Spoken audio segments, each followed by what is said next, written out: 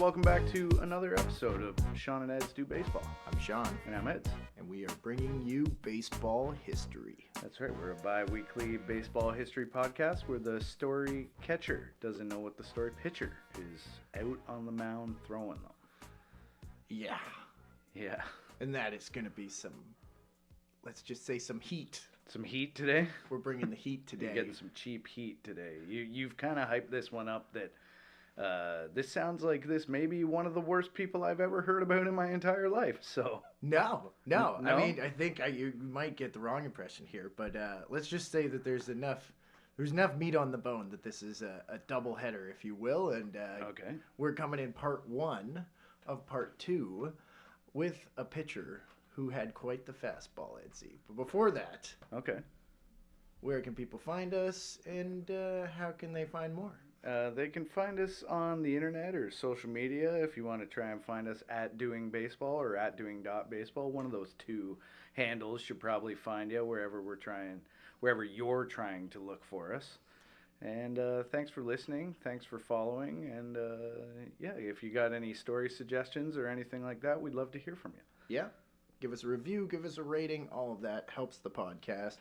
And we also want to give a shout out to our sponsor. And I definitely need this one, Edsy. This is Two Loons Brewing. They got great beer in Ontario, where we are located. You can get their IPA, you can get their lager. Check them out. I think they're at the beer store now. They're at the LCBO, that's for sure. And you can even find them at your local watering hole and online at twoloonsbrewing.com. And, of course, please be of legal drinking age. And, of course, enjoy responsibly. There we go. We did it. We got through it. We did it, and we're here. And we're going to start. I think, are you ready for part 1? I'm ready to go. Okay, this is going to be like a rise and fall. And it's not even that. The rise has lots of fun. Okay. But we're going to start in 1969. Jazz pianist David Frishberg had a dilemma. Okay. He had written a melody, but couldn't settle. What's his name? David Frishberg. David Frishberg. He's the jazz pianist. Yes. All right. He had grown up in the Midwest, in Minneapolis, I believe, and, done a couple university, played in bands the whole time in his teens, and even had a little stint in the Air Force, I think. I had to not include it all because this is so long, but here we go. Okay. But he moves to New York. He plays with some of the biggest names in jazz, and he's doing his own compositions, and he's trying to write this song, and none of the lyrics felt right to him, and he just couldn't settle on them, so he took a break. Okay. And he browsed a copy of the Baseball Encyclopedia. All right. That usually leads to some interesting things, as we found in our Tootsie Roll episode. Absolutely. Yeah. As he skimmed through the names of MLB players from the past, that's when Frishberg came across the somewhat unusual name of a pitcher from the 1930s. Lingle Mungo. Lingle Mungo. Yes, sir. All right. That certainly is an interesting name. And he I imagine you're going to cover this in a second, but he incorporated this into his song? So the name stuck with Frishberg. Okay. And he found himself humming Lingle Mungo. All right. It is catchy. And there's a tune to that name. But he needed more. So Frishberg proceeded to put together lyrics for the melody that consisted only of names of Major League Baseball players. Frishberg ordered the names in a rhyming fashion, but always came back to Lingle Mungo. So he chorused on Lingle Mungo. That's right. Okay. I like it. So once I'm interested. Do you have this song? Can we listen to this song between episodes? Oh, we absolutely. We can even put this maybe as the backtrack here, okay. But we'll find out. Okay. Is this public domain yet? We'll find out. Okay. Once finished, you're the producer. All right. Yeah. Once finished, the lyrics featured 35 player names. It was a mixture of well-known and more obscure ball players. all of whom had played during the 1930s, 40s, and a little bit in the 50s, including podcast alum like Eddie Waitkiss and Frenchie Bordegaret. Oh, okay. So he decided to call said tune Van Lingle Mungo. Of course. It was released in 1969 as a single, and then on an album the following year, Oklahoma Toad. That was Frischberg's release in 1970, and Edsy, the song was a hit. All right.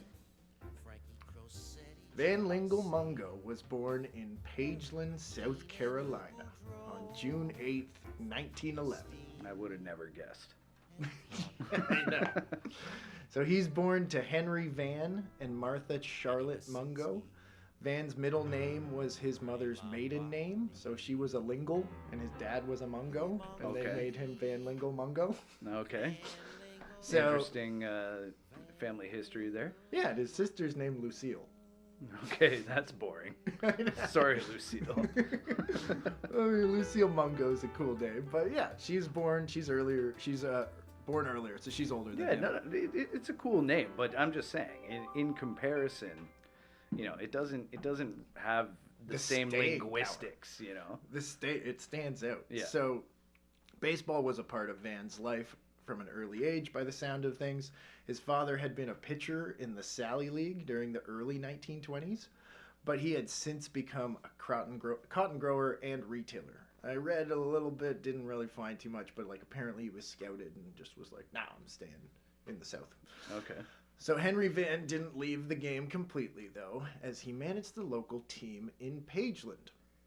The team sounded like it was made up of the best teenagers in town. In 1926, the team was steamrolling their competition. Having defeated every other town in the area, there was only one team left to conquer. I hope I'm saying this right. I love it. Cheraw. Cheraw. C-H-E-R-A-W. Okay. I don't know how else you would say that, so let's go with that. Okay.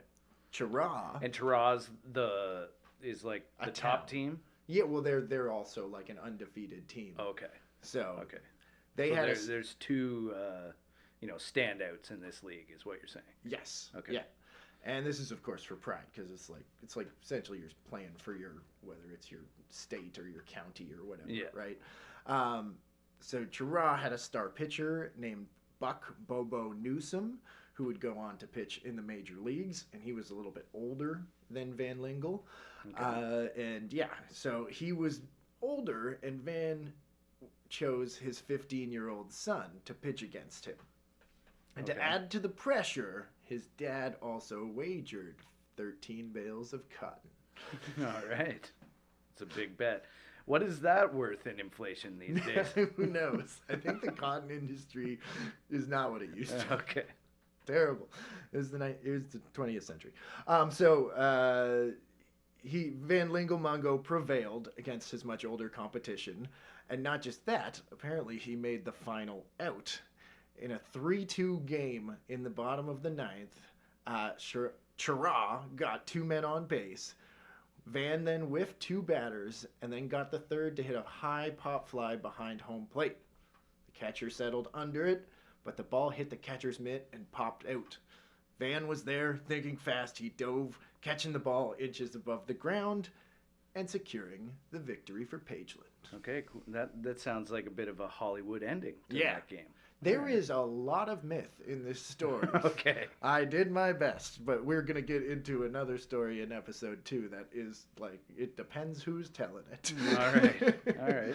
So Pageland won. I assume his dad gave him some cotton. Okay, yeah. As a reward. Yeah. Here's a couple shirts. But yeah, Van was good at baseball. He had a blazing fastball. He also pitches for Pageland High School and at the Bailey Military Institute, earning him a record of 19 wins and 0 losses. I couldn't really find anything on it, but let's just say maybe he got sent to a military school by the sounds of it, because, well, you'll see why. Okay. After high school, Van started his pro career. In 1929, he pitched for Fayetteville, North Carolina in the Class D Eastern Carolina Association, and at 18, he posted a 10-9 record with a 3.20 ERA over 160 innings.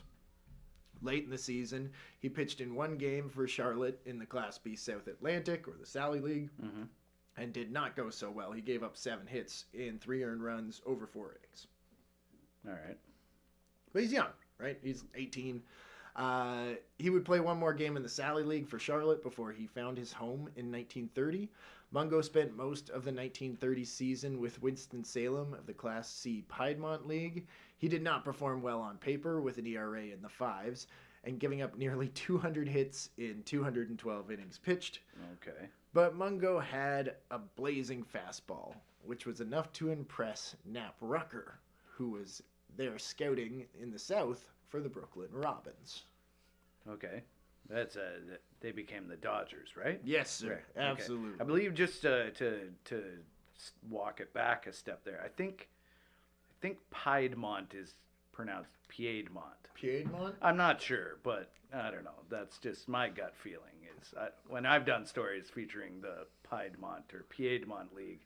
Anyway, I don't mean to correct you there. It's the last time it's mentioned. All right, let's move on. Brooklyn acquired his contract from Winston-Salem. At the end of the season, they assigned him to the Eastern League and the Hartford Senators for the 1931 season.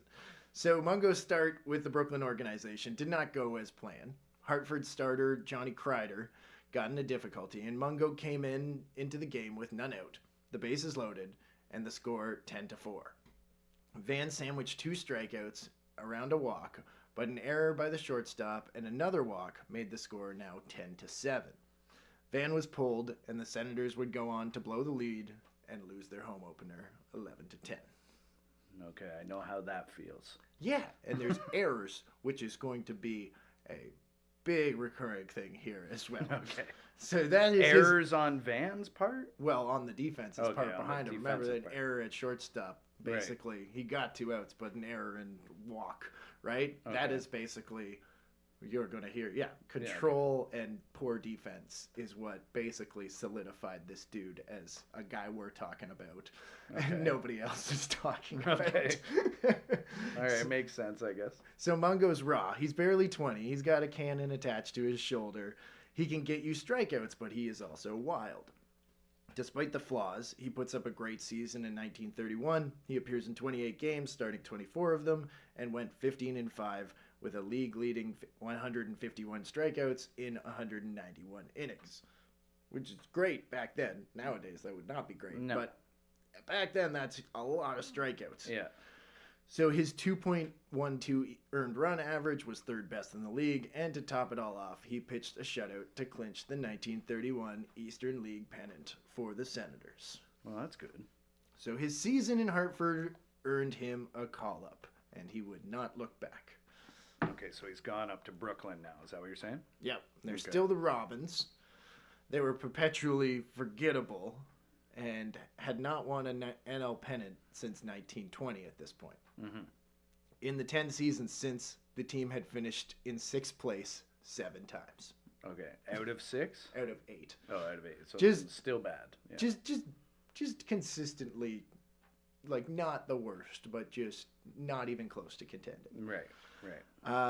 In all those 10 years, they had only been in the competition for the pennant in one of those seasons. Mm-hmm. So, bad tenure.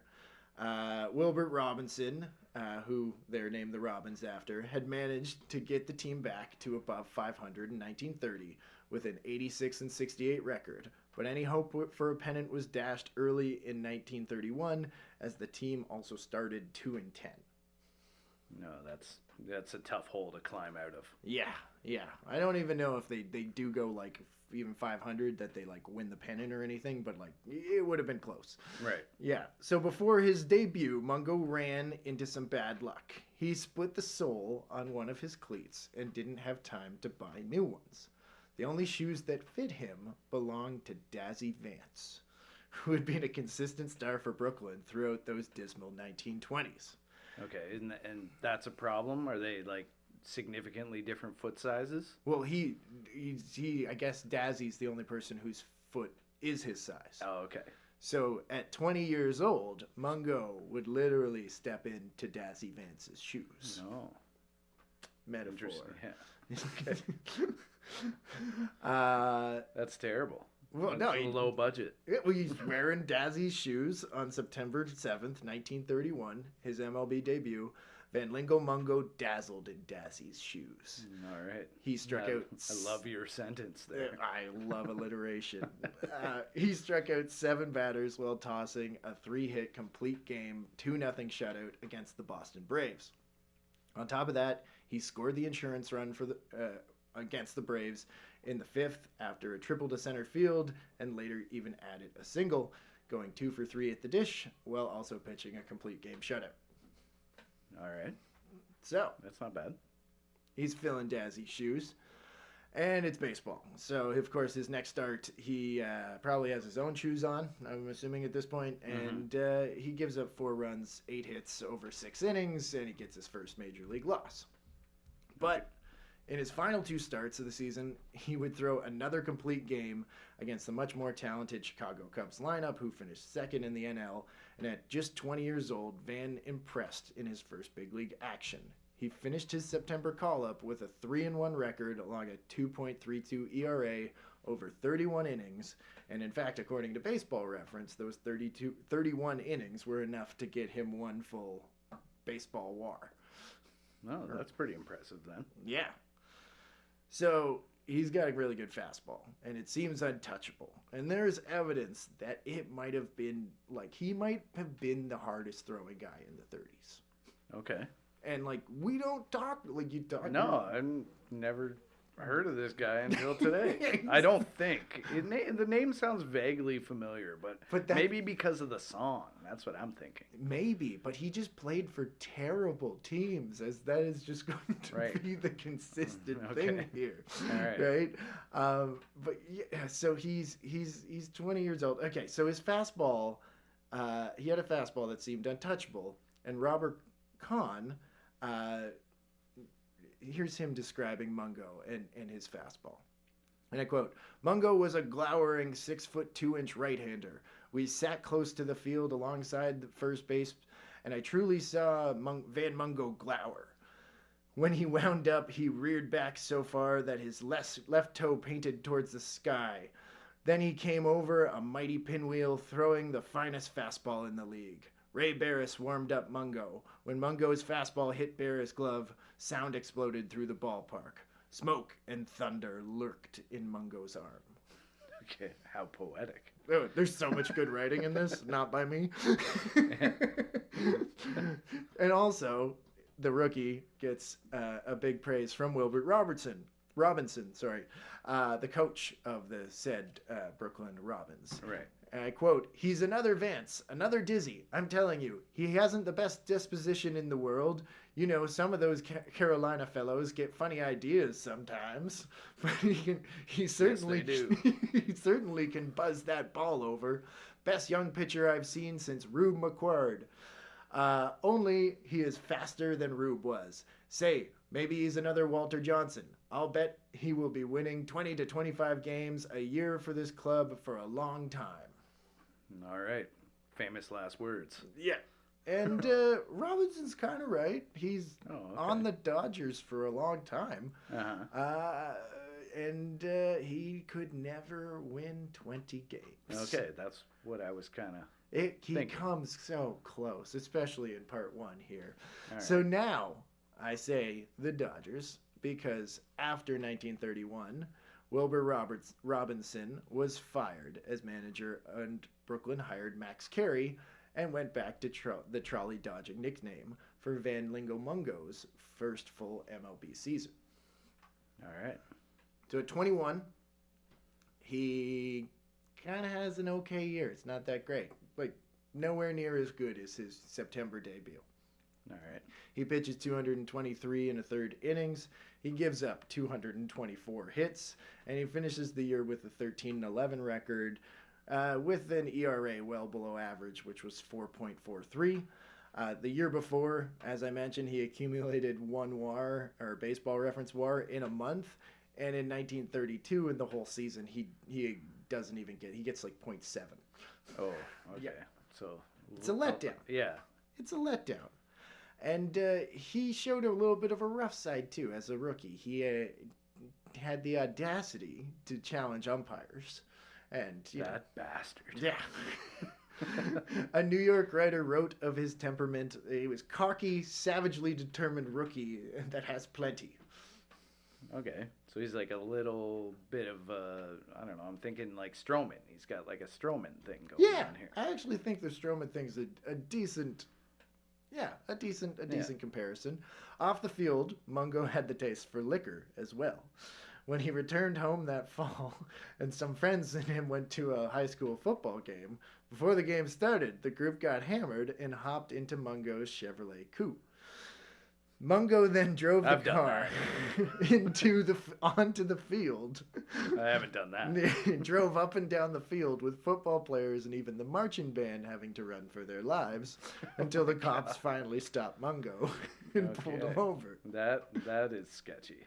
But his dad's like a famous good business guy in town, so there's no consequences. I was gonna say, and he's on the Dodgers, Yeah. also that, Yeah. He's untouchable. And that's why I hate this guy.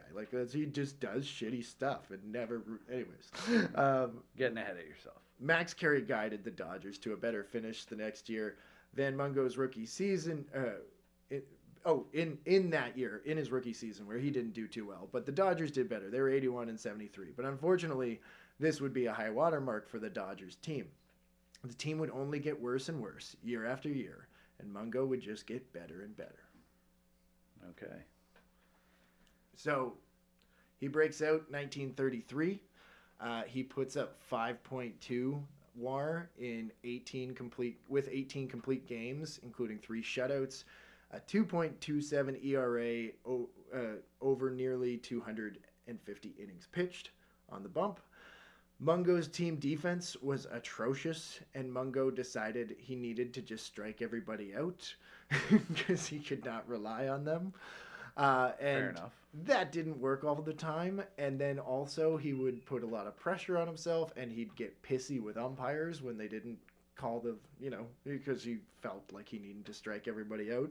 In June, the National League president, John Haidler, fined him $25 for profane and abusive language at an umpire during a game at Wrigley Field. Okay. So yeah, he's jaws at the ump. He's good now though. He's not a rookie anymore, having a shitty season. Yeah. And despite the 18 complete games, the Dodgers defense was terrible, and Mungo would win just 16 games that season. Yeah, that sucks. Imagine pitching 18 complete games and you don't even win. 16 out of 18 is not bad, but but you'd probably have a few losses in there out of those 18, I guess. So, but he's losing by he's letting in 2 or 3 runs in a lot of his losses, right? Yeah. He has a sick ERA, but the Dodgers finish in 6th, 65-88 record, and that trend would continue throughout the 1930s. God, that'd be so frustrating. Yeah.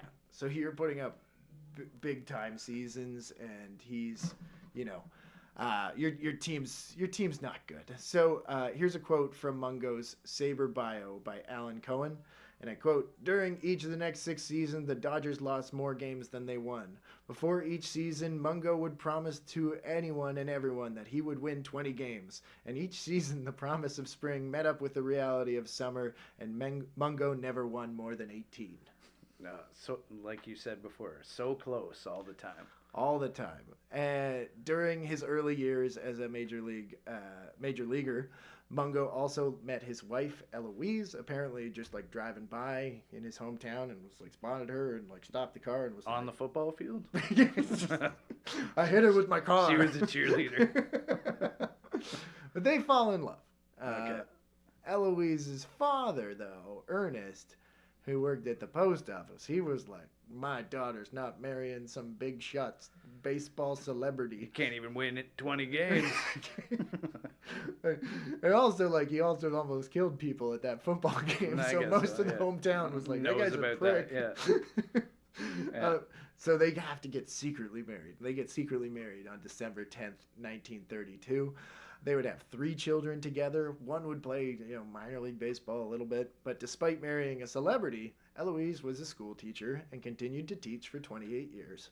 She remained devoted to her husband, despite the fact that, as you will hear, he did not remain devoted to her. Okay. More on that in part 2. Yeah. Sports writer Jimmy Cannon later wrote about those days in Brooklyn. And this is what I mean by he was a celebrity. Like, the fact that the Dodgers don't talk about him the same way they might talk about, like, Fernando Valenzuela is, like, wild. So the Dodgers traveled around the league in ridiculed obscurity, but Mungo was famous and exciting, and they would bring him into a city advertised to pitch against the other club's best. All over Brooklyn, people would stop ball writers. "How's the arm?" they would ask. They seldom mentioned Mungo's name. There was only one arm in Brooklyn. Okay. So, after his big breakout in 1933, he's a big deal. Big deal. In 1934, he was named to the All-Star team for the first time. He also has a sick year in 1934. And he goes to the All-Star game. It doesn't go well. He inherits a 4-2 lead in the 5th, but unfortunately also inherited 2 base runners with no out. He allowed 6 of the first 7 batters he faced to reach base, with the AL scoring 6 runs before he mercifully got Babe Ruth to ground out and then struck out Lou Gehrig to end the inning. Oh, man. Well, I guess. I mean, you finally find your ground against, like, the best of the era. Yeah. He would take the loss for the National League that day. But he'd finish the season better than any pitch. Like, I'm putting this up. I'm not good enough to say that it's the best ever, but I think this is the best finish to a season I've ever read about. From August 31st to on August 31st, he loses 2-1 to the Giants, despite pitching a complete game. And then till the end of the year, he puts up a 1.41 ERA over 7 starts, where he threw 6 complete games, with the only incomplete game coming after he had thrown 10 innings of 2-run ball. Okay, so the only reason it was incomplete was because the rest of his team sucked. Yeah. Yeah. Oh, and just for good measure, he also got a save in there. He came in for relief in another appearance and got a save in a 1 2/3 innings pitch. Maybe he was just hammered at the All-Star game. Maybe, because he's definitely drinking. He's known. We'll get into it, but the final game stretch was the most important, though, because it had World Series implications. Just not for his team. The Dodgers, as noted, we've talked about in depth, suck. They're finishing 6th again. They're going to have a 71-81 record. But not just that, but the other New York teams are talking shit about them. Before the season, Giants manager Bill Terry famously asked in an interview whether the Dodgers, basically he posed the question in an interview when asked about the Dodgers, are the Dodgers even still in the National League? Okay. So Terry... So there's not much consideration for the Dodgers to really do anything. No. Okay. And Terry would find out they were, in fact, in the National League when they faced Lingle Mungo with the pennant on the line in September. Okay, so Mungo has the opportunity, and Mungo and the Dodgers have the opportunity to play spoiler here. They do. Okay. The Giants and the Cardinals were tied going into the last weekend, and the Giants had 2 games against the Dodgers. Mungo got his revenge, going the distance, giving up 1 run in a 5-1 Brooklyn victory. On top of that, he struck out the last 3 batters of the game, all looking. And on top of that, he went 2 for 5, driving in the game-winning run. It's just... That's pretty good. Yeah, this guy is a fucking stud. Yeah. And he's like 3 years in, and he's, despite his like poor rookie season, but it was still okay. He's doing things that very few pitchers do. He goes 18-16 in 1934, leading the league in innings pitched with a career high 315 and a third. He also leads the NL in hits allowed as well as walks, but he pitched a lot of innings. But he's got like a 1.28 WHIP, which is not terrible for leading the league in walks and hits. He just pitched so many goddamn innings. Yeah. And his 3.37 ERA was good enough for a 1.16 ERA plus. So he's a very above average, guy that gave you 300 innings and also like can hit a little bit too, as we're going to talk about. Yeah. He was a great pitcher, but his attitude and frustration with his teammates began to show. Mungo would develop a reputation for being sullen and moody on and off the field. Then also started a yearly tradition between himself and the Dodgers, electing to hold out for for more money every springtime. In 1935, he didn't report to spring training until the end of February, and in 1935, Mungo would win 16 games, despite taking a line drive off his pitching hand early in that year, which injured his middle finger. Without the injury, he probably reaches 20 I was games. gonna say, yeah. That sucks. Yeah. So he missed some time, obviously, with that. Yeah, little that time. injury. Very little compared to probably what they'd miss nowadays. But Yeah. he misses a little time, and it probably affected his outcome too. You got like a bruised hand. It's going to take a long time to be able to throw well again. But he also saved his best for last. On September 29th this time, 1935, he struck out 15 Philadelphia Phillies. Jesus. Yeah. He gives up 2 hits. He's got his final win of the season, complete game shutout. 15 strikeouts. Like, that is this pitcher. Yeah. 15 strikeout, complete game shutout. Surprisingly, he also contributed at the plate with a nearly 300 average, with now Dodger manager, this is also a trend, Casey Stengel, telling him to focus on singles instead of swinging for the fences. Mungo would never hit a home run in his 787 career at-bats, but he hit a shit ton of singles. Well, for a pitcher. That's good. Yeah. It's amazing average. You don't see that at all these days because pitchers don't hit anymore. But even in the more recent times when they did, very rarely would you see a pitcher be much over the Mendoza line, if anything. Yeah, your pitcher hit 210. You were like, wow. Yeah, yeah. So at the end of the year, Mungo had once again been great, and the Dodgers finished in 5th place with a 70-83-1 record. To make matters worse, at least in Van's eyes, catcher Al Lopez was traded to the Boston Braves over the winter, and the new Brooklyn catcher, Babe Blimp Phelps, His nickname was Blimp? Blimp. Oh. Yeah. It's unfortunate. Yeah. So he's like the league leader in pass balls. Okay. just a pitcher's dream. Yeah. Yeah. So Mungo's furious, and he hates his catcher, hates his teammates. He's having success. Yeah. And his team's not. He's like 5 years in now, so he's kind of a veteran at this point. Yeah. So he's furious, and 1936 was a very contentious year, to say the least. In April, the rivalry between the Dodgers and the Giants flared up yet again, with Mungo in the middle. Mungo threw a pitch close to Dick Bartell's head in the 2nd inning, and on the next pitch, Bartell bunted towards first, and Mungo ran to cover the bag. Though the first baseman would make the out unassisted, during the play, Mungo bumped Bartell and sent him sprawling. A fight ensued, and both players were ejected and subsequently fined $25. Okay, so his frustrations are starting to boil over a little bit. A little bit, but it gets worse. So he goes out on the mound in relief the very next day, and his fielders literally and figuratively just dropped the ball. With 2 on and 2 out in the 9th, Mungo induced a pop-up of Hank Lieber, but the Dodger left fielder and shortstop collided in shallow left field, allowing both runs to score, and the Giants to walk off Mungo and the Dodgers. Oh. Mungo was not happy, and he got the loss and had an 0-2 record 3 games into the season. Oh, it sounds like the first half of Angels in the Outfield. Yeah, it's really bad. Yeah, but I'm gonna get to this, but they call them the Daffy Dodgers because they're just like absolutely a clown show. Okay. And I guess their defense was particularly bad. So things only got worse after back-to-back losses in June, which took Mungo's record to 6-8, with 5 of his 6 losses coming by 1 run.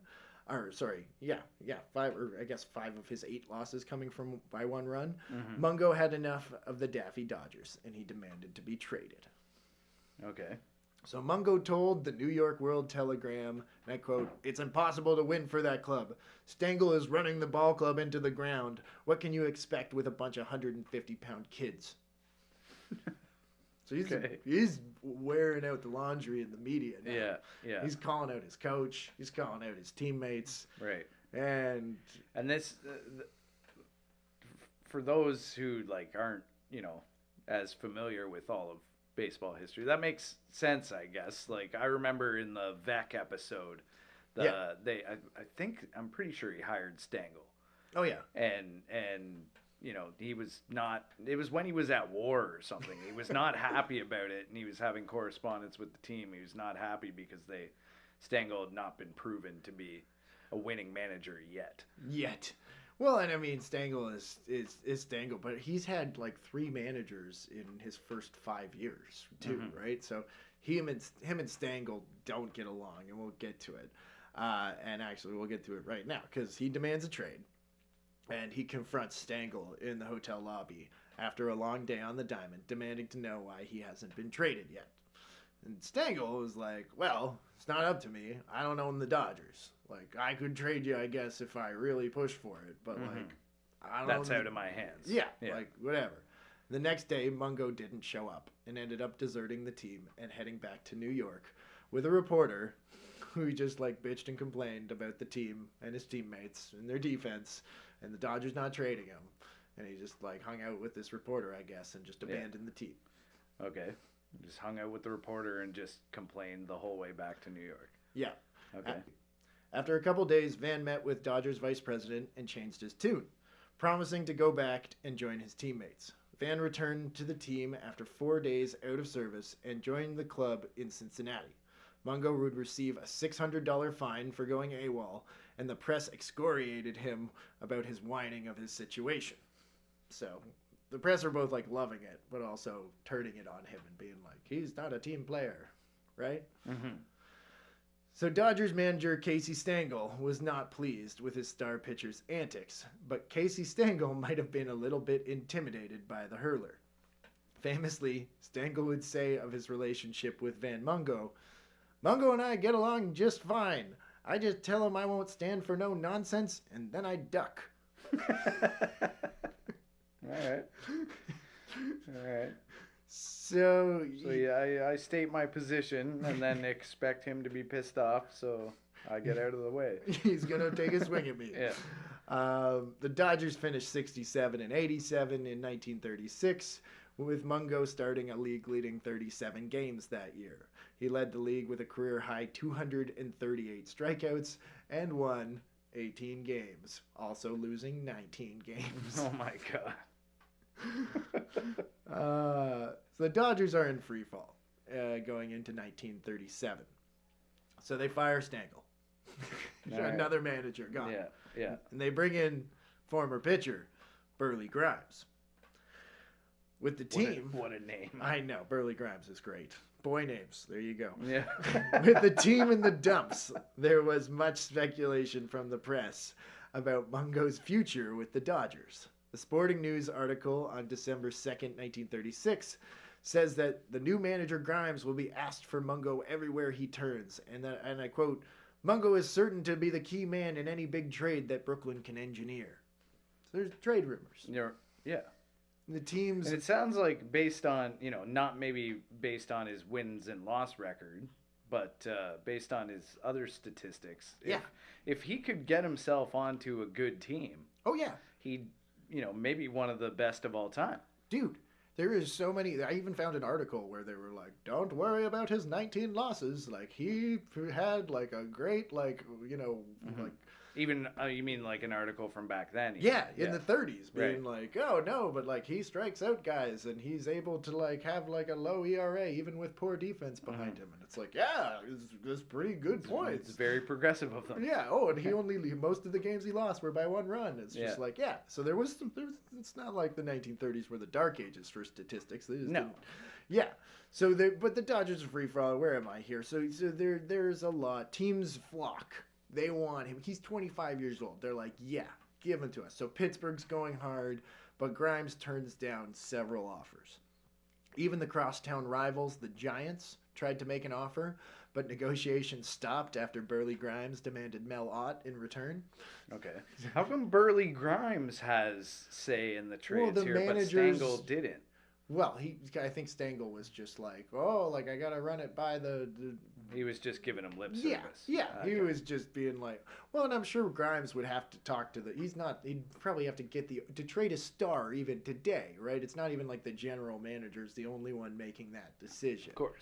So I think it was like, yeah, that was Stengel just being like, it's not my decision. It was kind of Casey, but right. As you will hear, the Dodgers brass like love this guy despite him trashing on his teammates in the paper. Okay. They're like, he's the only one we got. Yeah. We can just get a bunch of other guys around him. Yeah. So and Burley Grimes supports Mungo publicly. They're gonna hate each other. Okay. He supports him though publicly, and he says he wouldn't trade Mungo even for Dizzy Dean. And no, he doesn't go as far as saying he wouldn't trade Mungo but like, he's Dizzy Dean at the time is one of the best pitchers in the league. Yeah. Right. So Mungo would remain a Dodger despite the winter trade rumors. And before the 1937 season, Mungo again is like holds out for a contract, right? He's like, yeah, you guys got me, and everybody wants me, and so he gets $15,000. Big contract. And the new skipper was not able to smooth out his agitated, angry star, and if anything, he just made things much worse. After a base running error in extra innings by teammate Tom Winsett on May 16th, that may have cost Mungo a win after he lost the game. It was like the 10th inning, and Mungo had once again throwing 10 innings and losing. Yeah, typical of the time Dodgers choke artistry. Exactly. And from his Sabre bio, this is how he responds, and I quote, Mungo completely lost it, ranting and raving and questioning Winsett's ancestry. What the fuck? Oh my God. Usually players cool down as quickly as they heat up. Not Lingle Mungo. He walked several blocks to a telegraph office, fuming all the way, and sent the following wire to his wife. Pack your bags and come to Brooklyn, honey. If Winsett can play in the big leagues, it's a cinch you can too. My God.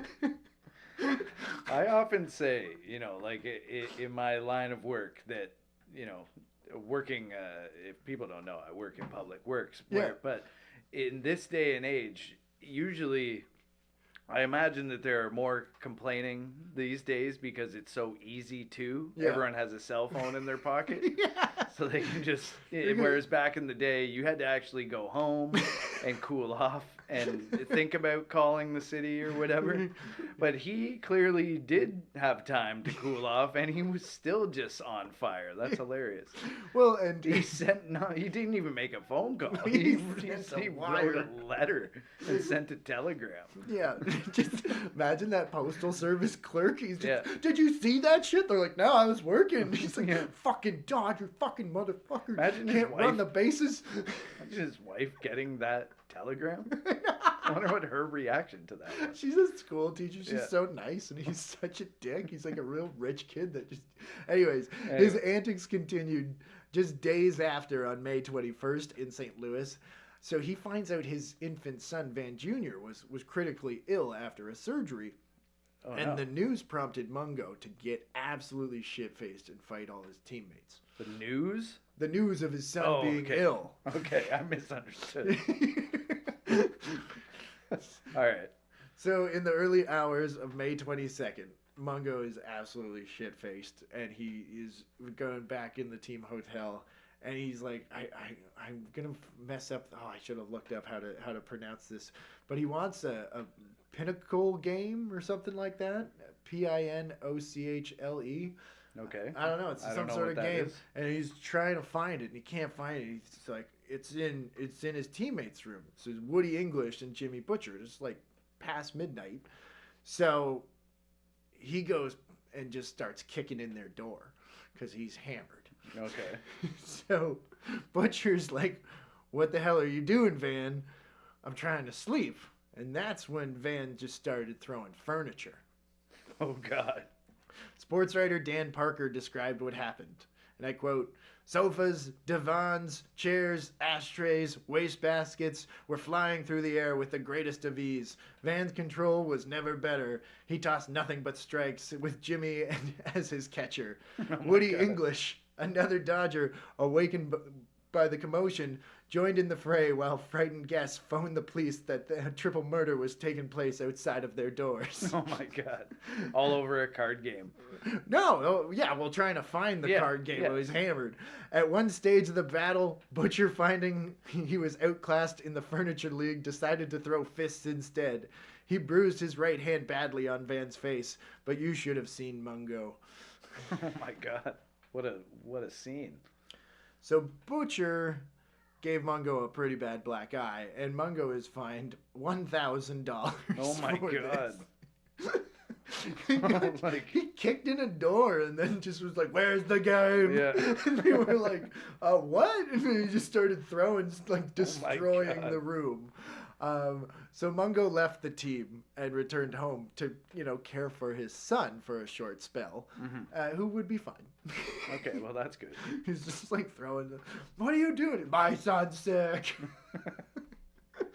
It's not funny, but... But I mean, like, that's what I mean. He's just like spoiled and drunk. And anyways, later in the year, in July, Van would pull a muscle in his side.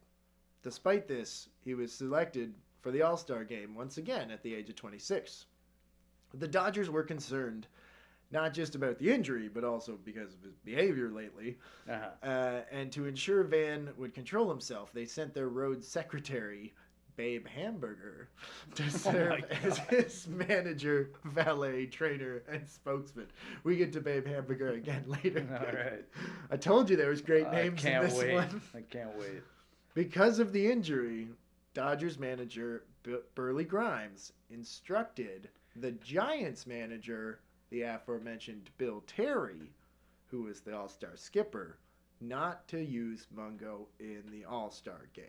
Okay, which I assume is going to piss him off. Yeah. Can we just go back for a second, though? Babe Hamburger sounds like a McDonald's mascot.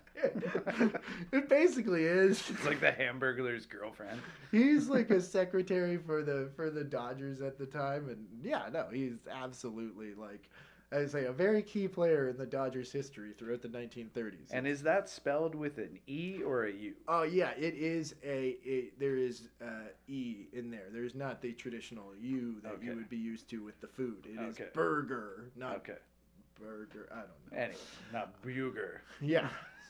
So Burley Grimes instructs Giants manager Bill Terry not to use Mungo in the All-Star game.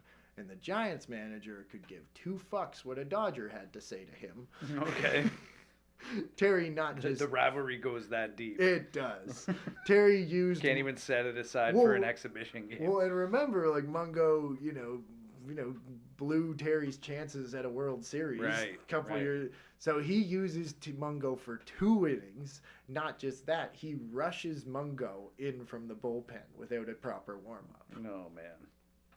What a recipe for disaster. This re-aggravated his injury, and Mungo developed a sore shoulder post-All-Star game. But to make matters worse, his own goddamn manager, Burley Grimes, probably pissed off, but like, you could pitch. He doesn't rest him. He pitches him 4 days later on July 11th, and Van Mungo's arm would never be the same. Oh, no. That's the end of part 1. Okay. Well, that is certainly quite the build-up here, and enough. There's been some interesting stuff happen already. And it sounds like we're building towards part 2 being even more interesting than this one. So I'm excited. Well, it was definitely. This is definitely, as I say, that was the rise, if you will, even with the drunken debauchery and the demanding trades and shit talking his manager in the newspaper and all the petulant behavior that you see from him. But like, so from age 20 to 26, Mungo went 93 and 83 with a 3.39 ERA, 107 complete games, and 14 shutouts with 25.1 Baseball Reference WAR. That's incredible. Yeah. And he's still a young man. Like, he's still about, like, in theory, about to enter the prime of his career. Absolutely. But, like, if you want to compare that to Don Newcomb. Okay. Legend. Yeah. Legend. Hall of Famer. His Dodger career, now there was a break where he did serve in the Korean War, but his Dodger career was 23.6 Baseball Reference WAR, where he went 123 and 60 with a 3.42 ERA with 110 complete games and 22 shutouts. Very similar numbers. Yeah, very similar. And I believe Newcomb was in an era where the Dodgers were a much more successful team. Hell yeah. Yes. Okay. If you take out the actual wins and losses there, because once again they're influenced by the team that you're putting behind you, like Mungo's better than Don Newcomb. Yeah. And when I looked up top 10 Dodgers pitchers of all time, Mungo's nowhere to be seen. nowhere. Yeah. Okay. Nowhere. And I'll tell you, like, I threw in Fernando Valenzuela in there as a little bit as well. Right. Valenzuela was better, but his numbers as well. Mungo's 93 and 83 from 20 to 26. Valenzuela's 113 and 82. Mungo has a 3.39. Valenzuela 3.11. You know, Mungo had 107 complete games. Valenzuela 96. Mungo had 14 shutouts, Valenzuela had 27, and Valenzuela had 31.2 WAR. So, like, Valenzuela's the better pitcher of the two. I'm not putting him above, but, like... No, but still I put him relatively above comparable. Newcomb. Yeah, Newcomb, sure. like, it's like... Anyways, it's... You'll find out in part 2 Okay, why his number's yeah. not up on the wall with the Dodgers. But until next time, where can people find us at? People can find us on social media at Doing Baseball or at Doing.Baseball. Like I said before, if you're looking, whatever platform you're looking for us, you'll find us at one of those two handles. Absolutely. Thanks for listening. Thanks for tuning in. Give us a rating. Give us a review. Give us a follow. Go out and find yourself a Two Loons or whatever you feel like drinking. Baseball's back, and the history keeps coming. Until next time, I'm Sean. And I'm Eds. And we were doing baseball. Okay. Bye. Oh, it's fun! They're having fun! So dumb! No!